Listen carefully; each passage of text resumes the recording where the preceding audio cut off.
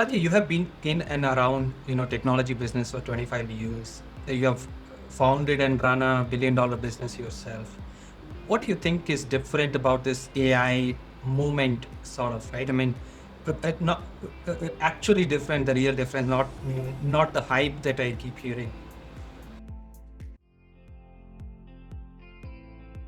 Because I've been here before. I was there when the internet became big. I worked at eBay, at PayPal, two of the most iconic companies of that era. I watched the bust happen and then the resurgence that happened in after 2001. I saw mobile arrive and quietly remake everything we thought we knew about how people shop, communicate, transact.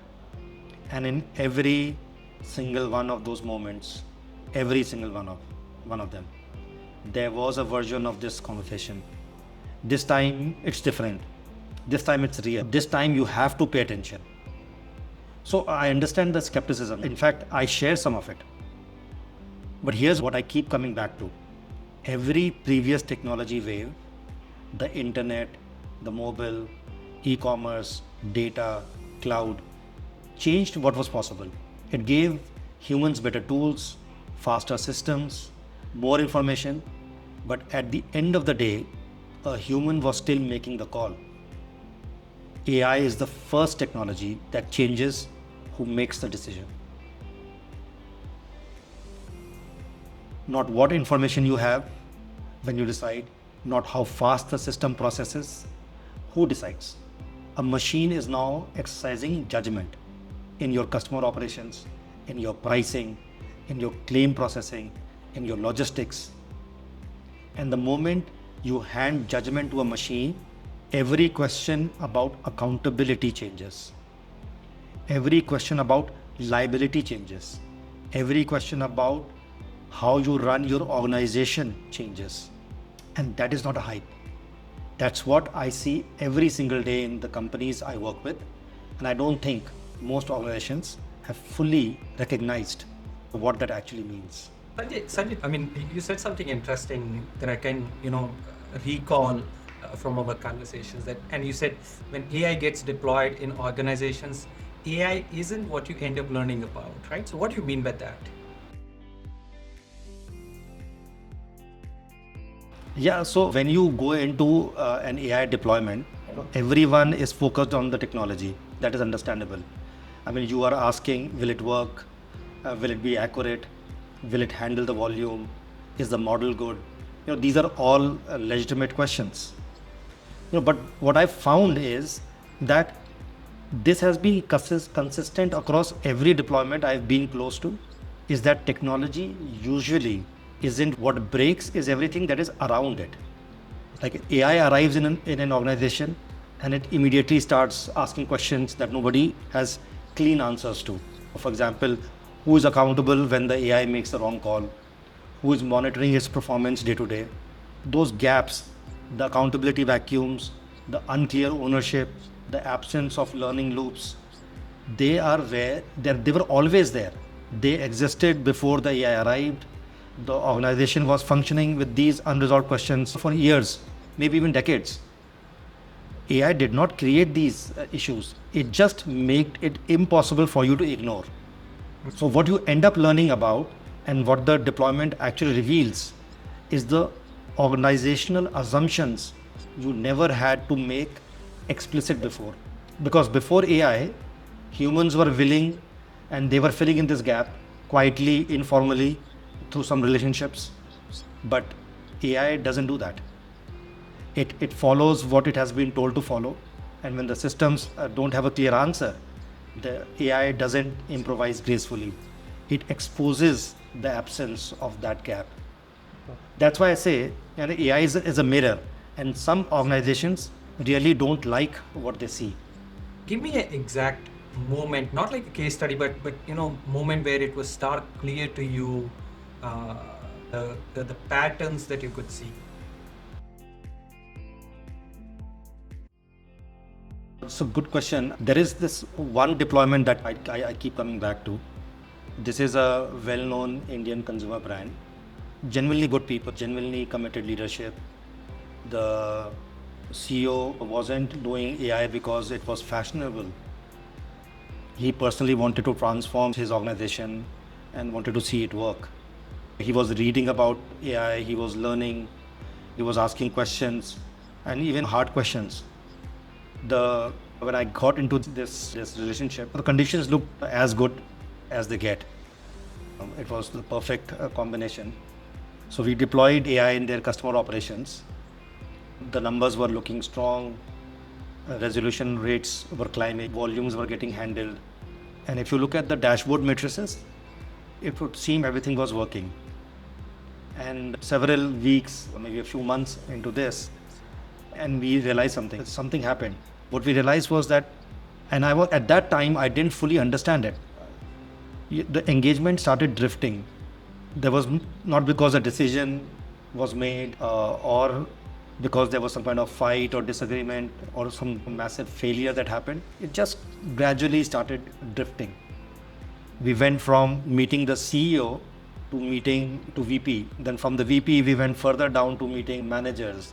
And from there, we eventually found ourselves 3 levels below from where we started. We started interacting with the CEO, but now we were mostly interacting with somebody, a supervisor 3 layers below. This person was a customer operations supervisor. So there were no announcements that were made. Nobody said we are deprioritizing this. I think what happened is that organization's immune system did what it always does. It metabolized the disruption and routed it somewhere familiar. So every organization is like a living being. It has the same antibody response. When a threat happens, antibodies are released and they try to contain this disruption. So that's exactly, I think, what happened here. And we were in that room with that supervisor that I saw it clearly for the first time. We were presenting the AI performance dashboard. I clearly remember. And the questions he was asking were very reasonable. He was asking, what is the average handling time? What is the throughput? Who's online? Which agents are online? What is the compliance, SLA compliance? What are the break schedules when people go for breaks? What are those schedules? How do I see those? So every single question was correct. It was intelligent. It was experienced. But at the same time, completely wrong from what was sitting in front of him. Totally wrong. Because he was asking human workforce questions to an AI workforce. He had no other language because nobody had given him one. Nobody had told him, this is now a team you manage. You have to manage this team, you have to train them. You own the performance of these non-human agents. He didn't know that. Nothing was set up that way for him. The AI was handed to them by technology. Tech folks came and they just handed this technology to him. But tech doesn't manage workforce. Workforces are managed by business teams. So effectively, nobody was managing the AI workforce and the organization had no idea. Of course, I tried to explain, and then, like I said, look, when the AI is giving you an incorrect response, that's not a bug. That's a training opportunity. I told him, think if it's like a new agent who's still learning. You wouldn't fire a human agent for a wrong answer on the first month of their job, right? You would probably sit with that person, you will understand what had happened, then you correct it. And Jaksir, at that time, I think that moment is when I saw it. I saw that the man had spent his entire career becoming somebody. He had a team of people who called him sir. His authority, his identity, his sense of self, it was all built on knowing more than the people below him, on being the expert in the room, on being the one whose judgment mattered. There was a very brief flash of fear. I was sitting across from him, asking him to manage a team that didn't need any of that from him. This team of agents, AI agents, didn't look up to him, didn't call him sir, didn't confirm his expertise by deferring to it, sir, you tell me, sir. This was something that was very real to him. This was part of what he was. And what I saw wasn't anger, it wasn't resistance, it was just a flash of realization, just a moment something crossed his face. That is what I'm talking about.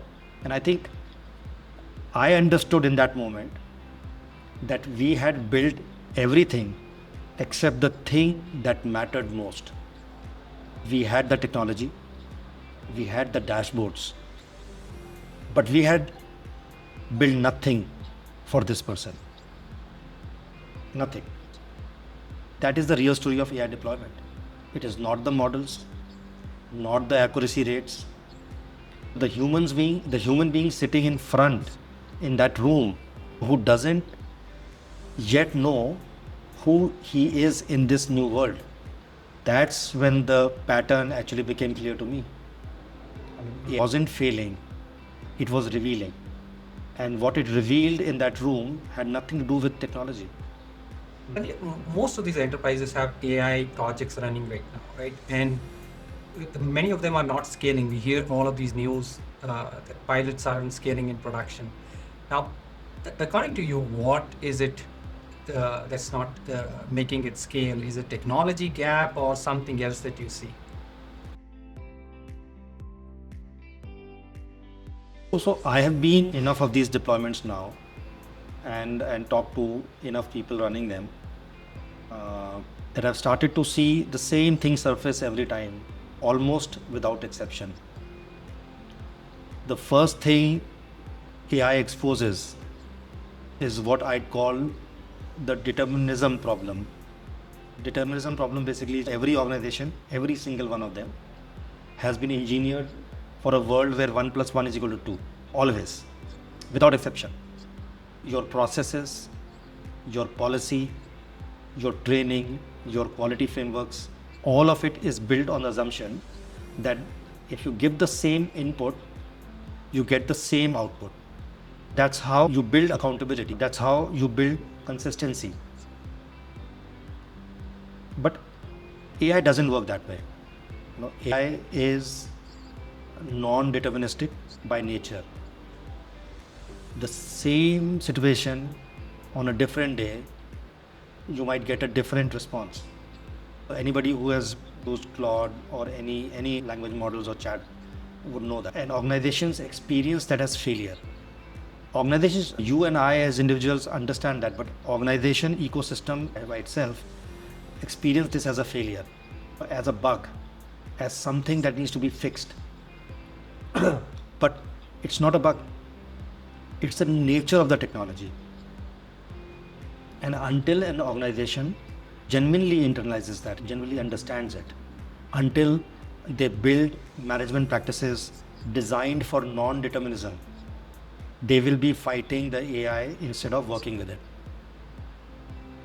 And non-determinism is one of the biggest benefit of AI. So you're fighting the wrong thing. You are actually fighting its biggest strength. The second thing, and actually this flows directly from the first, is the mental model. When most organizations deploy AI, they import it using the only mental model they have available. And that model is tech vendors will deliver a system. They will spec it, they'll create specifications, they will build it, they will test it, and then it'll go live. And if something breaks, you raise a ticket. That's the mental model that most organizations have, and that's how it has been for decades. But AI agents are not systems. Actually, they are closer to workforce than software. And this is important. AI agents are closer to human beings in their behavior than a software. So they need to be managed. They need to be supervised. They need to be trained. They need to be corrected, evaluated. They need a chain of accountability that mirrors how you manage your human team. That mental model is not available. It's a new model. Organizations will have to build that model. The question I ask every organization I work with, it is very simple. You are managing your AI team, not monitoring the uptime. managing performance reviews, quality checks, correction loops, defined authority. And in most organizations, nobody is, because it was assigned to technology, and tech doesn't manage workforce. So there is this gap. So then if you think about the third thing that I find, the third thing is the one I find actually hardest to talk about, because it's the most important one and it is the most human. AI exposes what I can only describe as an identity crisis at the middle layer of most organizations. I gave you an example in the previous, when you had asked the earlier question. Think of that customer support supervisor. It described an identity crisis for that person. It was not a training issue. It questioned who I am. And the supervisor, the experts, the people whose authority is built on knowing more than the people below them, on being the one person that they defer to, on being the experienced human in the room. When AI arrives, it doesn't fire these people. It just stops needing them in the way they have always been needed. The example I gave you, it's calling you sir, and your team is a different team now. And in many of these, that what you experience is not a career threat. These people are not experiencing career threat, but they are experiencing something more visceral. It is an attack on who they are. That is something that you only see when you're actually deploying and you start interacting with people when you're deploying AI. And organizations have no infrastructure for this. There's no language, there's no process, there's no leadership practice designed for this question. Who am I in a world where my expertise is now shared with a machine? That question, we have not asked these questions in organizations before. Which then actually brings me to the fourth thing. The one that ties, I believe, all of this together, which is compassion.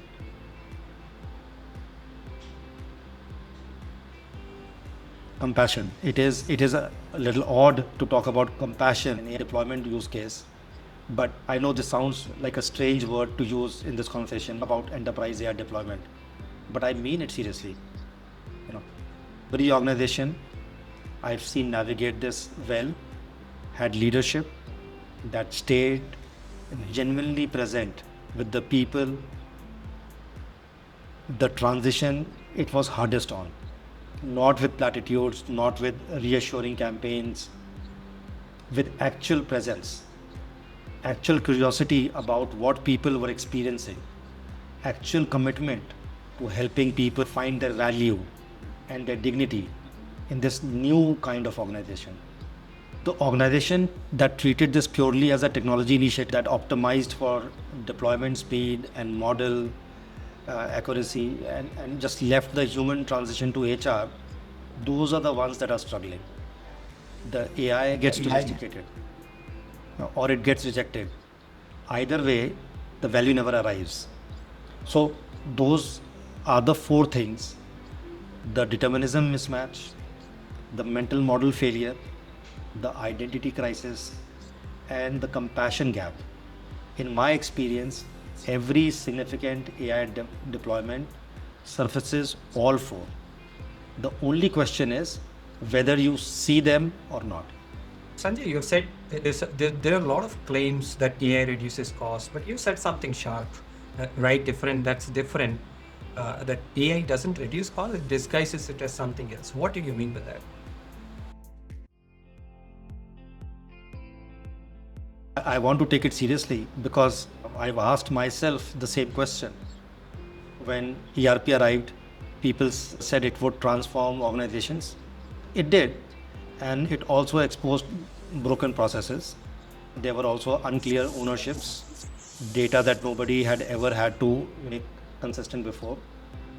The ERP graveyard is full of implementations that failed, not because the software didn't work, but because the organizations weren't ready for what it had revealed. Cloud, same story.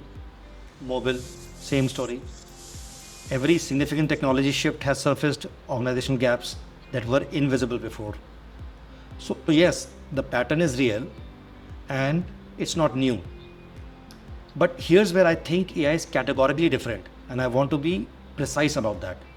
Every previous technology wave changed what was possible. It gave humans better tools, faster systems, more information. But at the end of every process, every decision, every judgment call, every consequential action, a human was still making the call. Which means when something went wrong, when the ERP produced the wrong output, when the cloud systems failed, when the mobile apps gave bad information, there was always a human somewhere in the chain who made the wrong call. You could find them. You could hold them accountable. The accountability chain was intact even when the technology failed. AI breaks that chain. For the first time in the history of enterprise technology, a machine is exercising judgment, making decisions, not retrieving information for a human to decide. It is deciding. And when decision is wrong, when the AI gives a customer incorrect policy information, when it approves something it wasn't authorized to approve, when it takes an action with real financial or legal consequences, the question of who is accountable has no clear answer in most organizations. That's new. That is genuinely categorically new. It is genuinely categorically new. ERP exposed broken processes. Cloud exposed security gaps. AI exposes something much more fundamental. It exposes whether your organization has ever actually designed accountability or whether accountability has been assumed because there was always a human in the room. It turns out, for a lot of organizations, it was the latter. And AI is the first technology that makes that assumption untenable. So when you look at organizations deploying AI right now, right?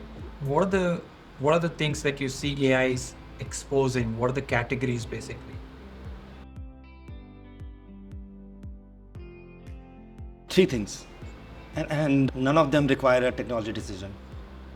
The first is the simplest, and in my experience, the most neglected.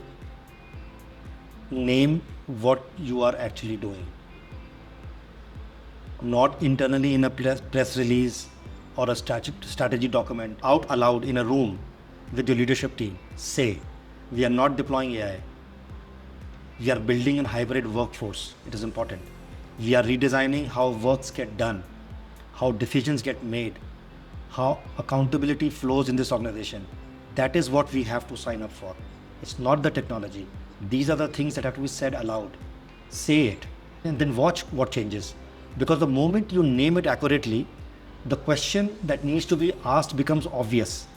Then you ask, who is managing this workforce? Who owns their performance? Who is responsible for training and correction? Who defines the boundaries of authority? Those questions don't exist in a tech project. In the tech mental model, they don't exist. They become unavoidable the moment you call it what it is.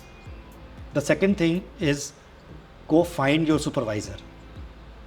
Not your CTO, not your head of AI, the supervisor.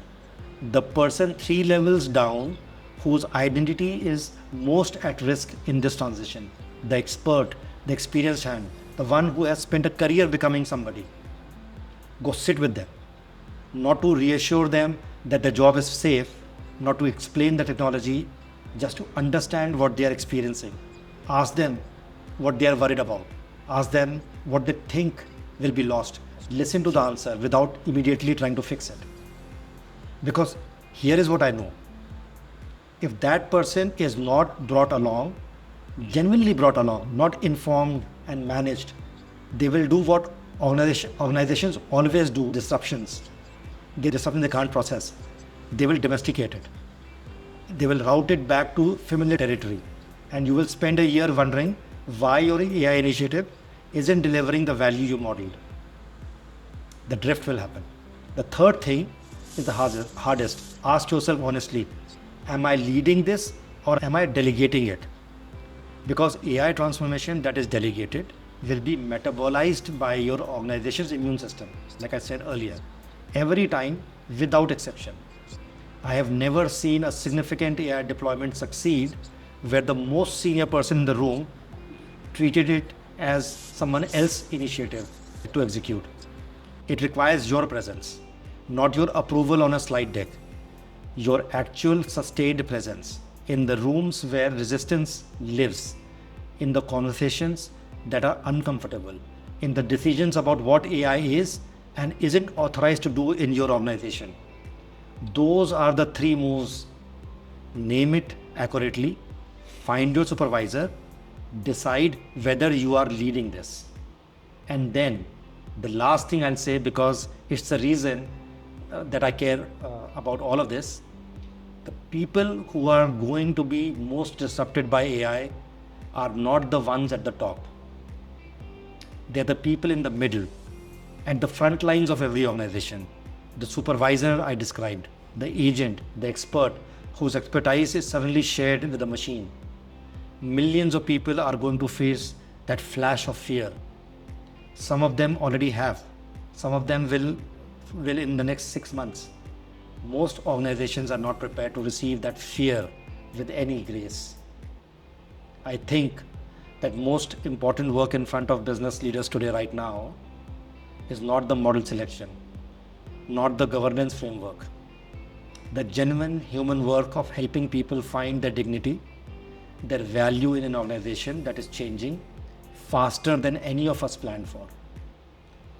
That's what I keep coming back to every time.